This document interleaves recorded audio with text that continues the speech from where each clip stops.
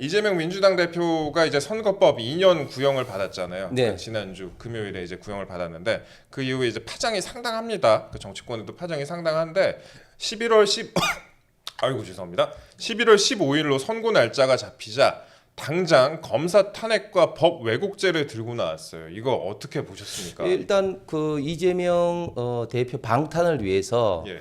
민주당 전체가 거대한 어떤 변호 집단이 된 것 같고 국회 입법권을 이를 위해서 너무 남용하고 있다. 국회 권한을 너무 남용하고 있는 것처럼 보입니다. 예를 들면 지금 뭐 검사 탄핵은 뭐 어제 오늘 일이 아니지만 네. 특히 새롭게 이번에는 법 왜곡죄를 들고 나왔잖아요. 네. 민주당 논리는 이런 거죠. 법 왜곡죄가 우리나라가 이제 처음이 아니다. 예. 독일 같은 유사 사례가 있다. 뭐 검찰의 무리한 어떤 기소로 인해서 국민들이 피해를 보고 있다. 뭐 이런 어떤 이야기를 하는데 일단 법 왜곡죄 해외 사례가 뭐 독일 같은 경우 뭐 유사한 경우가 있긴 있지만 그러나 분명히 이제 독일과 우리의 어떤 법제가 다른 게 독일은 검사가 기소 법정주의로 의무적으로 해야 되고 우리는 예. 기소 편의주의인 거죠. 그렇기 때문에 그렇죠. 과연 이런 어떤 그 기소에 대해서 검사가 무엇을 잘못했는가 이런 식으로 따지고 들어가면은 굉장히 검사의 그 기소에 대해서 굉장히 좀 위축될 수밖에 없는 상황이고 또 우리는 이미 그 검경 수사 독립권에서 사실은 검사의 어떤 수사 지휘권이 없는 경우도 굉장히 지금 현재 많이 있고 특히 이 법 왜곡죄가 아니더라도 뭐 그 검사했던 직권 남용이나 이런 걸 통해서 얼마든지 할 수가 있는 지금 현재 상황인데 법 왜곡죄를 들고 나온 것은 이거는 뭐 100% 네. 지금 현재 이재명 대표 방탄을 위해서 검찰의 어떤 수사권, 기소권을 압박하기 위해서라고밖에 볼 수가 없다. 따라서 지금 국회 입법권을 이재명 대표의 지금 방탄만을 위해서 쓰고 있다. 이렇게 지금 보이는데 이런 것들은 정말 국민들에게 역사 앞에 진짜 저는 단호하게 심판을 받아야 되는 어떤 무리한 입법 시도라고 보여집니다. 네, 방탄을 위해서 이런 시도를 하고 있다 이렇게 말씀을 하셨는데 사실 선거법 2년 구형 그 선거법 2년 구형 예상하셨어요? 저는 최대 한 벌금 1,000만 원, 최저 벌금 1,000만 원에서 뭐 징역 1, 2년 아니겠나 싶었는데 제가 추측한 최도의 전 상단을 때린 것 같습니다. 아 그렇습니다. 사실 이제 그 위중교사 재판을 두고 파장이 상당했는데 그래서 제가 공직선거법. 죄송합니다. 공직선거법 파장이 상당했는데 왜 위중교사 제가 말씀을 드렸냐면 다음 주 월요일에 위중교사 구형이잖아요. 그렇죠. 제가 그거를 방청 신청을 했습니다. 한번 이제 현장을 느껴보고 싶어서 이제 기자로서 이제 느껴보고 싶어서 신청을 했는데 신청을 엄청 많이 하더라고요. 이거 보니까. 네.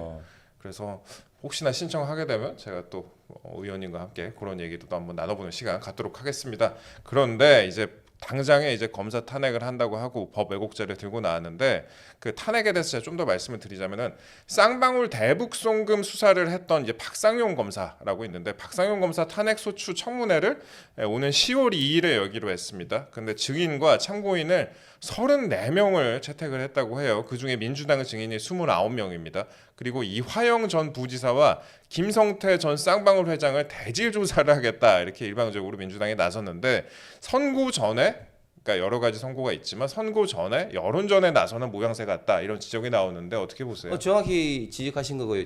지금 민주당 전현직 의원들하고 이런저런 이야기를 해보면 지금 이재명 대표 1심 이후 어떤 분위기가 뜰 것 같냐 이야기를 하니까 하나같이 하는 이야기가 뭐냐면은 우리는 뭐 법 판단보다는 여론에 신경을 더 쓴다. 여론에 신경을 더 쓴다. 여론에 따라서 결국 민주당의 어떤 그런 여러 가지 앞으로 어떤 대권 어떤 주자의 어떤 뭐 결정이라든지 이런 것들이 결정될 거다.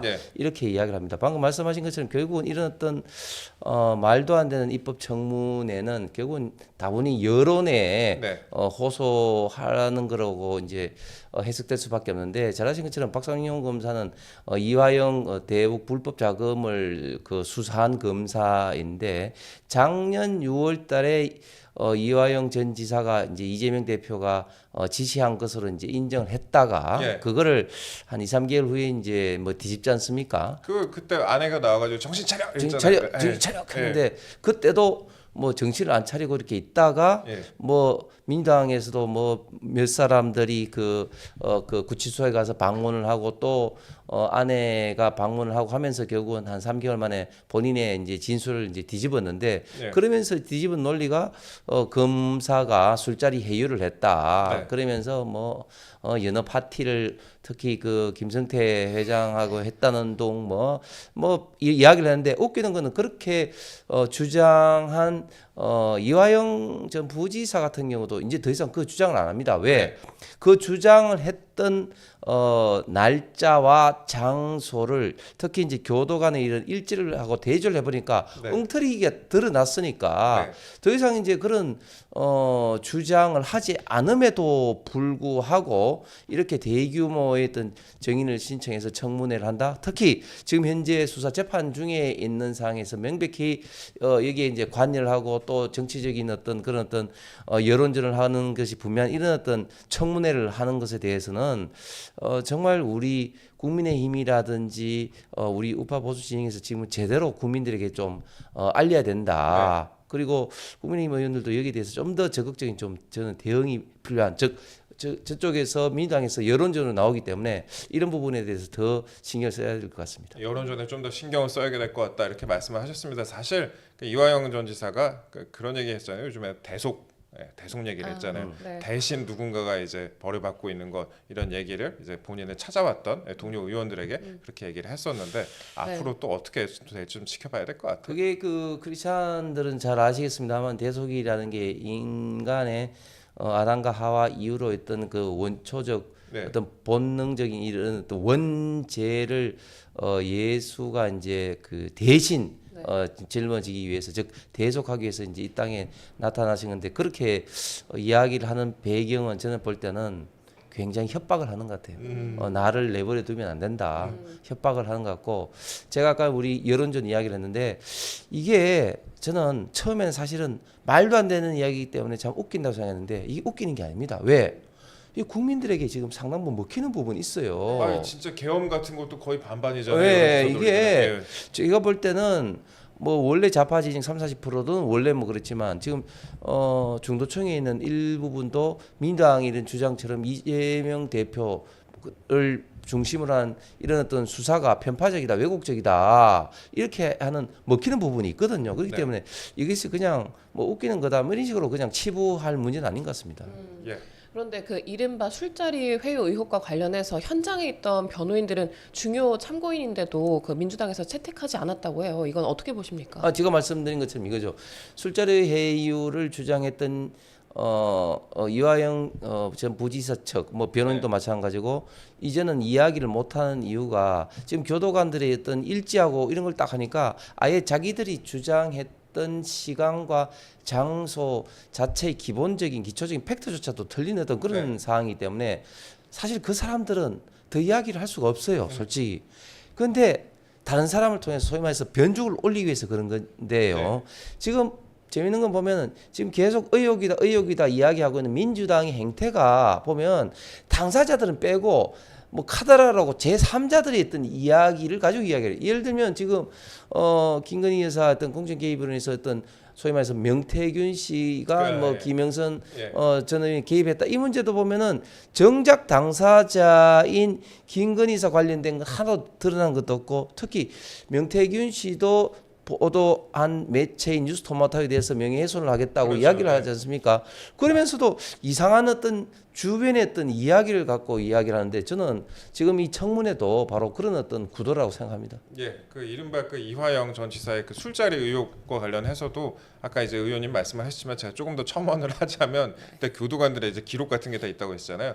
그 교도관들이 그 같이 출정을 나가면 검찰청에 조사받으러 이제 출정을 나가면은 옆에서 하나하나 다 기록을 해요. 바로 이렇게 보는 장소에서 그러니까 보이는 장소에서 딱 하나하나 다 기록을 하고 있습니다. 다 일제히 기록을 하고 그 다음에 그 조사가 다 끝난 후에는 그 피고인 뭐 피의자에 대해서 이렇게 팬티만 남기고 다 조사를 하거든요. 이렇게 뭐 갖고 온 거 있느니 위해서 이렇게 근데 뭐 술 냄새가 났다 이러면 그냥 작살 나는 거죠. 그래서 제가 이런 얘기를 왜 알고 있는지 잘 모르겠는데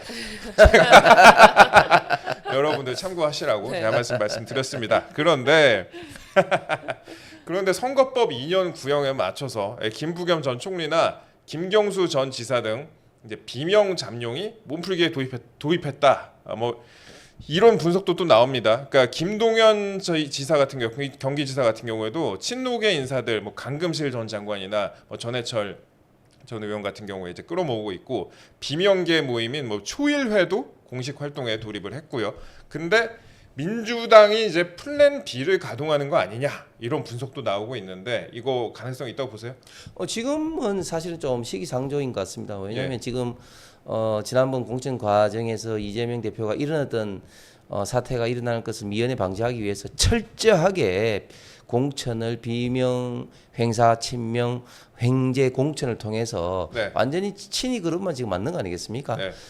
그렇기 때문에 지금 현재는 사실은 좀 가능성이 조금 희박하다 보지만 그러나 이제 1심 선고가 나고 특히 항소심 이제 선고가 만약에 나게 되면 본격적으로 어떤 여론이 흔들리게 되고 그렇게 되면 지금의 어떤 소위 말해서 대안 세력이라고 할 수 있는 야당의 어떤 상임시가 본격적으로 움직이게 되는 그런 어떤 사태가 올 것이고 네. 그런 어떤 와중에 가장 중요한 지표는 결국은 여론 추이다. 여론 동향이다. 만약에 1심 선고가 난 이후부터 벌써 이재명 대표에 대한 어떤 국민적인 어떤 지지율이 흔들리기 시작하면 이런 어떤 김동연 지사라든지 김부겸, 김경수 이런 분들이 움직임이 훨씬 더 빨라질 것이고 네. 그 위에 사람들도 훨씬 더 빨라질 거다. 결국은 여론의 어떤 동향에 따라서 플랜 B가 언제쯤 가동되느냐 뭐 이렇게 이제 예상이 됩니다. 예, 그렇습니다. 예. 네, 다음 주 월요일에 그 위증교사 구형이 있습니다. 이건 유창훈 판사가 영장을 기각하면서 혐의가 소명됐다고 하기도 하는데 만약에 구형을 하게 되면 민주당 내에서 더 무리한 주장이 많이 나오지 않을까 이런 또 의구심도 드는데요. 뭐 김민석 최고위원의 경우 연일 그 계엄설, 테러설까지 언급을 하면서 호위무사처럼 강성 발언을 이어가고 있는데요. 이건 또 어떻게 생각하십니까? 예, 제가 볼 때는 위증교 사건은 유창훈 판사도 이야기를 했지만 이거는 뭐 빼도 박지 못하는 네. 어떤 증거가 다 있기 때문에 유죄는 분명하고 공직선거법보다 훨씬 더 엄한 구형이 뭐 혹자들은 뭐 3년이라고 이야기를 하는데 그 구형이 될 거다고 예상이 됩니다. 왜냐하면은 이 위증교 사건은 잘 아신 것처럼 원래 이재명 대표가 검사 사칭을 해서 대법원에서 이제 유죄를 선고받았는데 2018년 경기도지사 선거에서 상대방 후보가 그 과거의 전력을 덜먹이자 당시에 이제 TV 토론하면서 그것은 이제 협박당해서 좀 억울했다, 네. 누명을 썼다 이렇게 이야기를 했는데 그 발언이 결국 이제 공직선거법에 이제 허위사실 유포다해서 수사를 받다가 그런 어떤 수사의 가장 핵심적인 당사자가 당시 이제 김병량 2002년 성남시장 수행비서였던 이제 김진성 씨와 그렇죠. 그리고 그런 어떤 검사 사칭을 했던 담당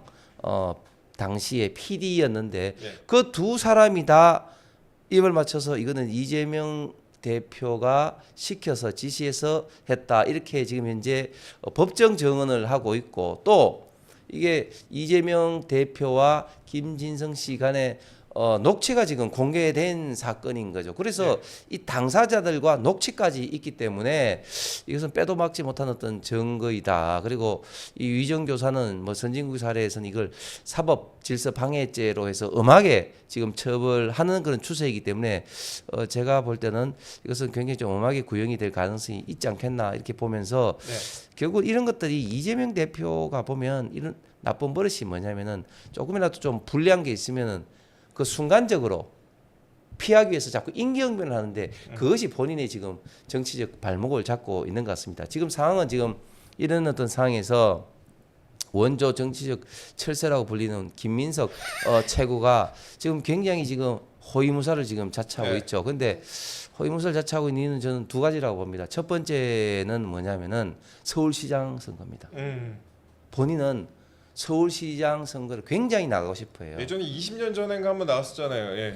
2002년에 정확하게 네, 22년, 예. 예, 나가서 이명박 대표한테 상대도 안 되게 이제 깨졌고 사실은 이제 김인석 그 최고한테는 그 서울시장 선거가 굉장히 뼈아픈 게 그 이전에는 김민석 최고가 서울 그 이제 총학생 회장을 비롯해서 최연소 국회의원을 통해서 막 승승장구했는데 서울시장 선거에 패배하고 난 다음부터는 이제 완전히 내리막길 걸었죠. 그 이후에 이제 그 대선에서는 정몽준 또 당시에 후보한테 갔다가 또 이제 민주당을 완전히 떠나서 이제 정치적 어떻게 보면 좀 낭인처럼 뭐 돼 있다가 또 정치자금법 때문에 또 구속되기도 하고 또 그 이후에는 또 뭐 이혼까지 하고 완전히 이제 그러면서 또 민주당 어떤 당명을 가지고 해가지고 못 쓰도록 해서 소송까지 붙고 굉장히 이제 민주당하고는 이제 뭐 돌아올 수 없는 것처럼 그렇게 돼 있다가 또 이제 정치적으로 이제 부활을 해서 민주당에 지금 들어와서 이제 최고위원까지 하고 있는데 그렇기 때문에 얼마만큼 이 서울시장 선거에 본인이 그런 의지가 있겠습니까? 그렇기 때문에 개딸 중심으로 해 강성시청이 어떻게 보면 좀 점수를 받기 위해서 지금 아양을 지금 들고 있다고 보여지는 거죠. 또 두 번째는 제가 봤을 때는 탄핵을 하기 위해서 계속해서 빌드업을 하고 있다고 봅니다. 그렇죠. 지금 김민석 그 최고의 형 김원웅 씨죠. 그분이 지금 이제 김민웅 김민웅 씨인데 탄핵 추진 뭐 위원회 어떤 시민 단체를 결성해서 거기에 어떤 모금 활동도 하고 뭐 그렇게 지금 하고 있습니다. 그렇기 때문에 그 두 가지 목적으로 지금 김민석 최고와 연일 지금 윤석열 정부와 국민의힘이 강성 발언을 하고 특히 또 자기 어떤 좌파 진영이라고 할 수 있는 이낙연 잔당은 퇴출하라는 등 또 조국 대표에게도 지방 선거에 이렇게 동네 이렇게 선거 나가는 동 이렇게 자기 진영에서도 지금 엄청난 어떤 무리한 어떤 공격수 활동을 하고 있는 것 같습니다. 예, 그렇습니다. 아까 탄핵 얘기를 하셨는데 사실 뭐 윤석열 탄핵 준비 의원연대라 그래가지고 야당, 민주당, 뭐 조국혁신당, 진보당, 사회민주당 등등 의원들이 이런 거를 구성을 해왔고 지금 또 여러 가지 활동을 이어가고 있다. 그 말씀도 이 광화문에서 활동을 하고 있는데요. 제가 볼 때는 이것을 참 우습게 볼 게 아니라 과거에 했던 촛불도 작은 촛불이 이제 크게 어떻게 보면은 탄핵으로 연결됐지 않습니까? 그래서 이 사람들은 뭐 구체적인 어떤 탄핵 일정이라든지 이런까지도 딱 정해가지고 지금 무섭게 지금 활동하고 있고 거기에 김민석 최고의 형이 가장 중심적인 역할을 하고 있다고 보여집니다. 그런데 이재명 대표 선거를 앞두고 또 10월 국회 본회의에서 김건희 여사나 해병대원 특검법 공세가 또 이어질 것으로 전망이 됩니다. 그런데 이 특검법 등을 놓고 여당 내 이 탈표 발생 가능성 혹시 있을 거라고 보세요? 저는 없을 거라고 뭐 기대는 합니다. 왜냐하면 국민의힘 국회의원들 중에서도 지금 계속 그 국민의힘 지지율이 떨어지고 있고 특히 김건희 여사에 대한 국민적인 어떤 불신도 상당히 또 있는 사실도 있기 때문에 거기에 대해서 좀 나름대로 부담감은 갖고 있을지는 모르겠지만 그런 민주당의 행태가 너무 지금 심하기 때문에 무슨 말인가 하면 김건희 여사 특검법 같은 경우에도 이거는 뭐 한번 부결 좀 됐으면은 뭐 당분하지 말아야 되는데 또 요만한 의혹이 쌓이면 또 그걸 그대로 또 플러스 알파를 해가지고 지금 이제 계속 들고 나오고 있지 않습니까? 이번 특검법도 말도 안 되는 그러니까 김건희 여사가 어떤 공직 지금 현재 선거에 개입될 여지가 전혀 없고 본인들도 지금 부정하고 있는 이런 어떤 현실에도 불구하고 또 이런 어떤 그 공천 어떤 개입 문제를 또 해서 지금 8가지 어떤 이슈를 가지고 또 그 특검법을 발의했는데 이런 어떤